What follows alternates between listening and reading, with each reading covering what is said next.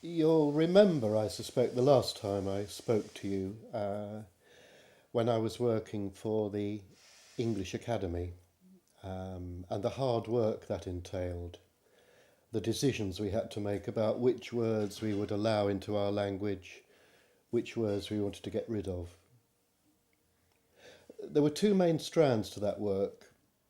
First of all, we had to decide on new words coming into the language, whether or not they were permissible, perhaps if they threatened the purity of our language. And we had to deal with some pretty difficult newcomers. Words like Google-foo, words like meggings. Uh, and sometimes it took the committee a long, long time to decide. The other strand of our work was looking at words which have come to us from other languages, particularly French. And we decided, perhaps with great difficulty, to exclude some words, some phrases, words like déjà vu, which we found totally unnecessary. Renaissance, for instance, was one that occupied us for a time. And we know that these days art historians tend to use rebirth instead. So our work did have some effect, we hope. But I must say that my work on the dictionary became, or on the academy, became a little bit tiresome. And like Dr. Johnson, I got a little bit playful. You'll remember that Dr. Johnson defined a fishing rod as a pole with a fish at one end and an idiot at the other. And I began to invent my own words and to put them up for election. For instance, slappening was one. It's a happening at which S&M fiends go. But eventually I got jaded with my work there. It's work which is continuing, fortunately, and the work on the French language and the exclusion of foreign words is gained new impetus because of a handsome grant from the United Kingdom Independence Party. My next job was work on the Oxford Junior Dictionary. It's a fairly slim volume. It's intended, obviously, for students in primary schools, and it hadn't been revised for about 30 years. And the Oxford University Press was anxious to include new words that it felt that reflected our culture in the 21st century. Words like chat room and blog and celebrity, for instance. Now, of course, the bullet we had to bite was which words we got rid of. And there was an amount of direction. We were invited, for instance, to get rid of words like stickleback, porpoise, mango, words which are largely irrelevant. Now, we liked to think of the words in the dictionary as choosing themselves, putting themselves up for re-election, if you like. It wasn't up to us to make any comment on the words. We aimed to be entirely dispassionate. Our discussions on the word minnow, for instance, were, I thought, a little long. But after a while and an afternoon of discussion, we decided that the minnow could go. Discussion of gooseberry and blackberry took less time. And of course, catkin was a complete non-starter. One of our colleagues threatened to resign when we suggested getting rid of the word heron. But we managed eventually to convince him. His judgment was based on the fact that he'd seen a particularly fine specimen of a heron in his childhood. And we pointed out that, of course, the sentimentality doesn't come into editing a dictionary. And he finally accepted our decision.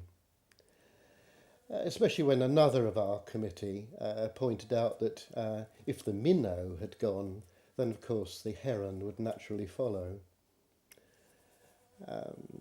But sometimes a little bit of humour in the committee certainly relieves the drudgery of the job. Well, that job finished. It had many perks. For instance, cups of coffee with Susie Dent in the Oxford University canteen. And my work lately has been very much involved in the more sort of cultural side of things. Um, to some extent in the world of poetry. For instance, I had to send an edict out recently to poetry groups in the southwest because one of our agents who works in that area, uh, somebody who is not given to hysteria, pointed out an alarming increase in the number of poems that are written about the moon. And it's a subject we actually proscribed in the Tired Images Act in 2014, paragraph 5, subsection 6. Uh, the same subject which actually advised people not to write about sunny uplands or patchwork fields. Anyway, we pointed this out and we are as vigilant as ever, especially since the giants of the hedge fund world, like Aurum, have become particularly interested in the publication of poetry, and they're not a group of people that one wishes to distance. Um, and they are as appalled too by the very slack use of punctuation by some poets. And I think sometimes we forget that we've fought 2 world wars to preserve our punctuation and our English. And I think that vigilance is crucial. Another venture that I've been particularly involved with lately is with Michael Gove, our Secretary of State for Education, who invited me to look into a list of poems that children could learn by rote. Now, I made the mistake initially of using the phrase by heart, but Michael was very quick to put me right. He pointed out that by heart suggested a liking for the poetry, and of course that's not what it's all about. It's learning by rote. And we drew up between us a list of guidelines about the suitability of poems for children to learn. And we decided, first of all, that poems written before 1900 were suitable, that only poems which glorified our nation would be acceptable. For instance, recently, David Cameron has reintroduced the British Empire Medal, so we thought that was consistent. We felt that poems which were written by men, poems which equipped children for the world of work were very important. Extremely, if we're to put this country back on its economic equilibrium. And we felt too that poems should be selected for 5-year-olds, which were consistent with the synthetic phonics program that they are examined in at the age of 5. And of course, we would not like any poems that include the word moon. So The Owl and the Pussycat would seem at first sight to be an eminently suitable poem, but of course they dance by the light of the moon. Anyway, the next time I speak to you, I hope I can update you on how things are going with the poetry supervision and to do with students learning poems by heart.